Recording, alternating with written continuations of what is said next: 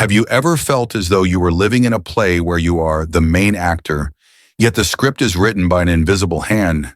It's as if you stand beneath a glaring spotlight on a vast stage, while behind the heavy velvet curtains lurk unseen characters, directing your every gesture, every word. Carl Jung called this hidden realm the shadow, the dark counterpart within the soul that most of us dare not face. Yet paradoxically, it is within this darkness that the key to your truest self is kept. Picture a successful man admired for his composure and reason. His speech is measured, his manners impeccable, and not once does he betray the faintest flicker of anger. And yet one ordinary evening, a minor traffic mishap unleashes a storm of rage. Within him, raw, violent, and utterly out of character. For years, he has buried his anger deep beneath the polished mask that society expected him to wear. But when the shadow long suppressed finally breaks free, it roars forth like a beast that has been caged for a lifetime. This is no mere lapse of self-control, it is a message from the part of his psyche he has ignored. The truth is, we all have such a twin self, an ego exiled from the official story of our lives. It speaks in strange dreams and sudden irritations. At others, in forbidden longings we tell ourselves we shouldn't have. Jung warned that ignoring the shadow does not make it vanish, merely forces it to find other ways, often subtle and unexpected, to enter our lives. And here lies the astonishing revelation: the shadow does not only hide what we call ugly or shameful. It conceals dormant powers and capacities that we have never dared to awaken. Like a gold vein buried under layers of rock, the shadow guards treasures that only reveal themselves to those courageous enough to dig deep. This is not a journey for the faint of heart, it is an inner pilgrimage where you must stand before yourself stripped of pretense. You may ask, why should I do this? My life is fine as it is. But is fine truly your final destination? Or do you long to feel life in its fullness, with all its light and shadow, joy and sorrow, order and chaos? Jung once said that the path to wholeness is not to ascend to the highest mountain, but to descend into the darkest caves of your own soul. And within those caves, you may find forgotten parts of yourself waiting to be named. Think back to the last time you overreacted to someone, a coworker, who irritated you, a stranger who sparked sudden anger. Perhaps in that moment you brushed against a fragment of your shadow. This is not just about them. It is a mirror reflecting what you refuse to see in yourself. This is what Jung called projection, and if you learn to observe it, you will see the shadow not lurking far away, but woven into the fabric of your daily life. But here's the hidden secret: facing the shadow does not mean destroying it. On the contrary, you must invite it into the light, listen to it, and learn to live in conscious relationship with it. Like the ancient alchemists, you must unite lead and gold, darkness and light, to create the philosopher's stone, the symbol of profound transformation. On this journey, you do not merely confront what was hidden, you awaken to a larger self, the totality of your being. So are you ready to begin? Because in the next step, we will peel back the layers of the shadow, exploring how it takes root in childhood, the subtle ways it shapes your choices, and how, as Jung taught, it can be transformed from a silent saboteur into your greatest source of strength. This is more than psychology, it is a map back to your soul. Now let us walk through the first door where light and darkness meet. When we speak of the shadow, the dark within the soul, most people immediately think of the negative anger, envy, selfishness, or painful memories repressed long ago.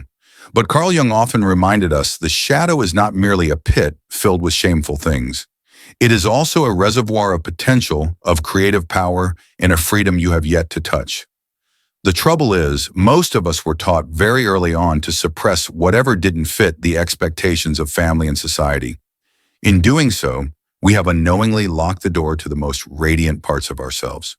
Imagine you have a secret room in your mind. Half of it is filled with the things you fear or feel ashamed of.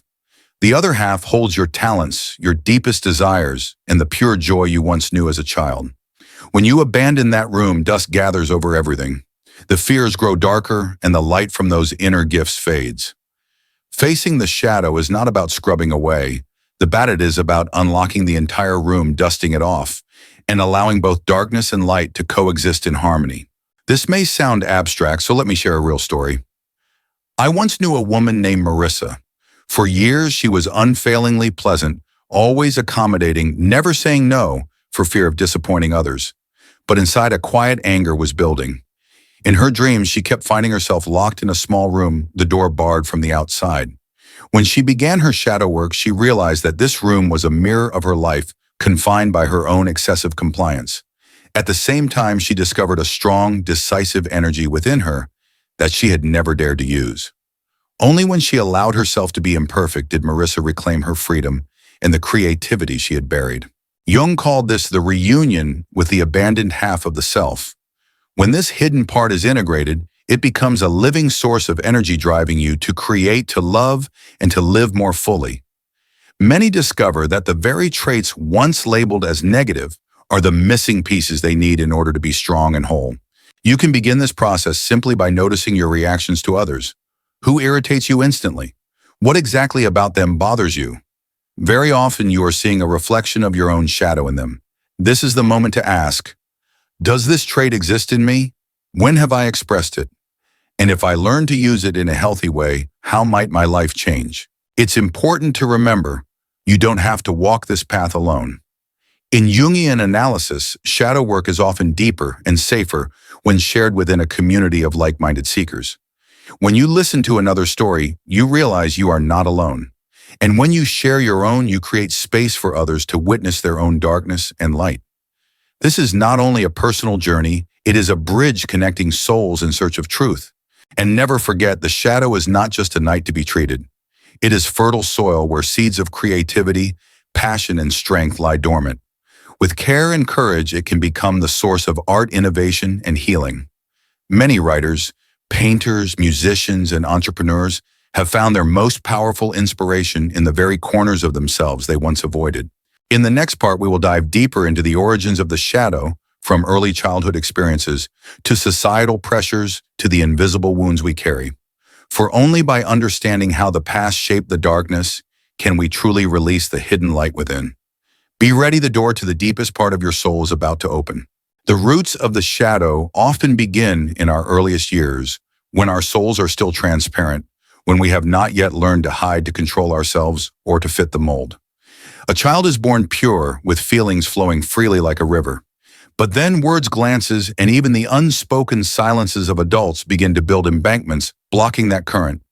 To survive, the child learns to conceal part of themselves, locking it away in a room whose key they will later forget. Imagine a boy named Daniel. As a child, he was deeply sensitive. Once, when he saw a baby bird fall from its nest, he cried so hard he trembled. But in Daniel's family, tears were a sign of weakness. His stern father would say, "Boys don't cry, men must be strong." Every time Daniel's tears fell, he was met with a disappointed shake of the head. Over time, he learned to swallow them to suppress his emotions. What Daniel didn't know was that each unshed tear became a stone stacked within him. As an adult, Daniel grew closed off, detached not only from his own feelings, but from those of others. His relationships lacked deep connection because his softness had been locked away for so long in the dark. That is how the shadow forms a part of the soul cut off because it was not accepted. Another story, Sarah, a lively girl with a vivid imagination. She often drew strange, magical scenes, violet forests, birds that sang in human voices. But at school, a teacher scolded her, saying her pictures were too weird and unrealistic. From then on, Sarah hid her drawings and began creating only normal ones to earn praise. As an adult, she became an excellent office worker, but life felt dull, as though a color had vanished from her world. The creativity that once lit her up was locked away in the shadow, not because it was bad, but because it didn't fit the mold others had set for her. These are not just private tragedies, they reveal a universal truth. Society teaches us to select and adjust ourselves in order to be accepted. But the price is that we leave behind the most precious parts of who we are. The longer this goes on, the greater the distance grows between the self we present to the world and the self we truly are, creating a sense of disconnection even from ourselves. What Jung wanted us to understand is this: the shadow does not simply disappear. It waits for a chance to rise, sometimes in unexpected moments, an outburst of anger, an impulsive decision, or a strange dream you can explain. If you don't face it, the shadow will find ways to control you from behind the curtain. But if you dare to open the door, you will find not only wounds that need healing, but also treasures yet to be discovered. This is why sharing and connecting with others who are also on the path of self-discovery is so important. When you hear someone speak of their locked room, you may recognize a part of your own story. And when you share your own experience, you not only release a burden, you give others the chance to see themselves in you. A community willing to look at both light and darkness becomes a collective mirror, helping each member find the courage to venture deeper within. Remember, you are not fighting alone. Thousands of others are seeking to understand and reconcile with their shadows. And if you are hearing these words now, perhaps you too are searching for something deeper, something true, a connection not only with others, but with your own authentic self. In the next part, we want to stop at understanding where the shadow comes from. We will explore the subtle ways it appears in everyday life, in seemingly harmless choices in relationships that shape our destiny. Because only when you can recognize the shadow's footprints in the present can you truly choose the path you wish to take next. And that will be the turning point of your journey. One of the most subtle ways the shadow steps out and shapes our lives is through the mechanism of projection. Jung observed this thousands of times in his analytical work. What we cannot accept in ourselves, we tend to assign to others. It is like when the light of consciousness shines upon a wall, the shadow cast is not the true form, yet we look at it and believe this is the truth about them. In reality, we are seeing ourselves, the part we do not want or are not yet able to face. Think of the last time you felt angry or irritated with someone. Perhaps it was a colleague who interrupted you during a meeting. Instantly, you thought she's so disrespectful. But if you pause and look deeper, you might realize that the discomfort came from somewhere within, perhaps from a fear that your voice is not important enough, or from insecurity when someone else takes the spotlight. Without awareness, we unload all of these emotions onto the other person. Projection is not only about anger or dislike, it also appears in idealization. When you meet someone and immediately think this person is perfect, they have everything I've ever wanted, you are also projecting. In this case, you are seeing qualities within yourself that you have not yet dared to fully live, and so they appear radiant in another. This is why Jung said that every relationship, whether friendship, love, or conflict, is a mirror for recognizing the hidden parts of ourselves. Recognizing projection begins with observing your strongest emotional reactions. If the emotion is disproportionate to the situation, too angry, too enamored, too unsettled, chances are you are looking at a fragment of your own shadow. And when you can courageously ask, what is this reflecting back about me? You begin to loosen the knots that have held your psyche for years. This work is not easy because projection is like a veil of illusion. It requires radical honesty with yourself and sometimes the help of others to illuminate what you cannot see alone. This is where community becomes invaluable. When you share your story, someone else may offer a different reflection. When you listen to the experiences of others, you begin to notice similar patterns and feel less alone on your inner journey. I invite you to imagine a circle where people gather to share the times they have been projected upon or have projected onto others. There is no judgment, only curiosity and compassion. In such a space, the shadow is no longer an enemy to be banished, but a guest to be listened to. These moments of recognition, when you suddenly see that a powerful reaction came from within, you can unleash an enormous source of energy. Energy that once was spent defending your self-image can now be channeled into creating loving and living fully. And this brings us to the next step in our journey. In the following part, we will explore the deep consequences of not recognizing the shadow, from self-sabotage to repeating cycles of failure to missing life's most precious opportunities. Understanding this will not only protect you from unconscious loops, but will open a new path on where you hold the steering wheel of your own life. Together, we will venture deeper into the place where darkness and light begin to merge. When the shadow is neither recognized nor integrated, it doesn't just quietly influence, as it leaves deep, lasting consequences that can shape an entire lifetime. One of the most common manifestations is burnout exhaustion that seeps into both mind and body. You might believe burnout comes from work pressure or family responsibilities, but on a deeper level, it often arises from living disconnected from your true self. When you force yourself to maintain a perfect image, meet everyone's expectations, and bury your real emotions, you are burning an enormous amount of energy in a battle against yourself.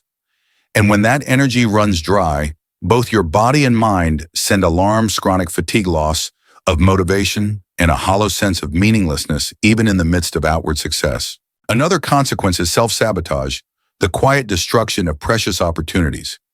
Imagine you're offered a promotion. Everyone around you believes you deserve it, but inside a voice says, "Am not good enough. I'll fail." That voice is a part of the shadow formed from old negative beliefs, perhaps from childhood criticism or the memory of a painful failure. The result, you procrastinate, make avoidable mistakes, or even turn the opportunity down, despite it being within your grasp. And then there is the dangerous loop of repeating failure patterns. You find yourself in the same situations again and again, though the people, places, and circumstances have changed. You keep choosing relationships where you feel abandoned or jobs that drain you to the core. This isn't fate playing tricks, it's the unconscious, the shadow leading you back to familiar scenarios in an attempt to resolve an old wound. But if you remain unaware, you will repeat these cycles endlessly, each time deeper, each time more painful. Jung once said, "Until you make the unconscious conscious, it will direct your life, and you will call it fate." When you understand this, the importance of pausing to look into your own darkness becomes clear. It is not selfishness, it is a responsibility both to yourself and to those you love.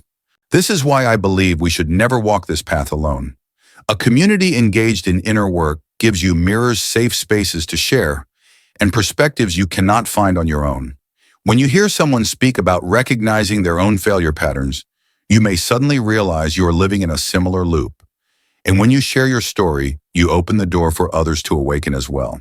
If you feel tired, directionless, or notice yourself repeatedly missing opportunities, consider this your invitation. Seek out spaces, communities, or circles where you can honestly face your shadow.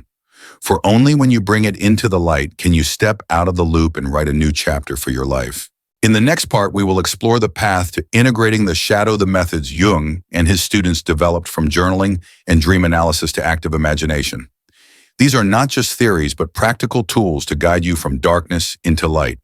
And that will be the turning point when you are no longer the victim of the unconscious, but the creator of your own life.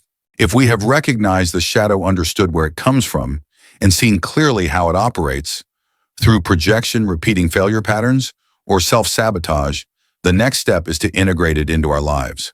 Jung never encouraged destroying the darkness. Instead, he saw it as an inseparable part of the self, the whole unified being. To do this, he proposed methods that were both symbolic and deeply practical, with one of the most notable being active imagination. Consider this as a four-step process you can begin today. Step 1. Recognize and name the shadow.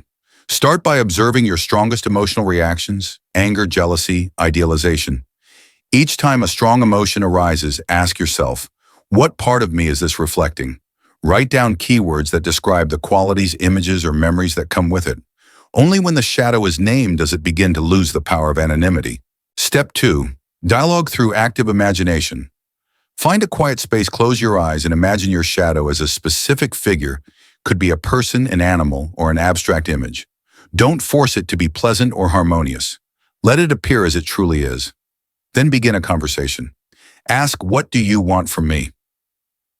What are you trying to protect? Write down the entire dialogue. You might be surprised to find that much of what the shadow holds is meant to protect you, only its methods are no longer serving you. Step 3. Creative expression. Jung believed that darkness must be brought into the light through creative action. You can paint, journal, compose music, or even dance to release the repressed energy. For example, if your shadow is anger, try painting it with intense colors or write a poem that captures the storm inside. This not only releases tension, but also allows you to befriend the energy instead of letting it sabotage you unconsciously. Step 4. Experiment in daily life. Integrating the shadow doesn't stop at understanding and creating. It needs to be tested in real-life behavior. If your shadow is the assertiveness you've long suppressed, start by saying no to things you don't want. If it's creativity you once denied, commit time to an artistic project you've always dreamed about.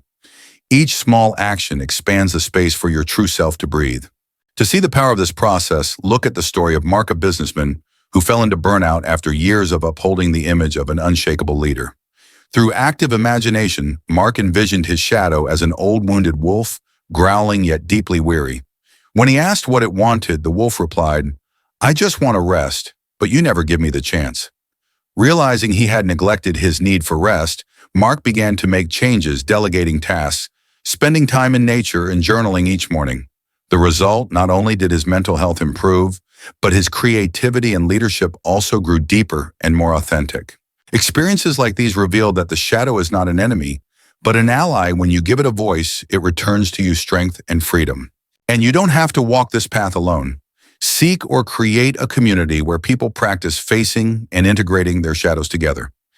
Imagine a small group that meets weekly to share images, stories, or dialogues with their own shadows. You will find that what once filled you with shame can become a bridge between human hearts and souls. In the next part, we will move to the conclusion, where I will weave together the entire journey from recognition to integration and speak about the profound transformation Jung called individuation, the process of becoming wholly yourself.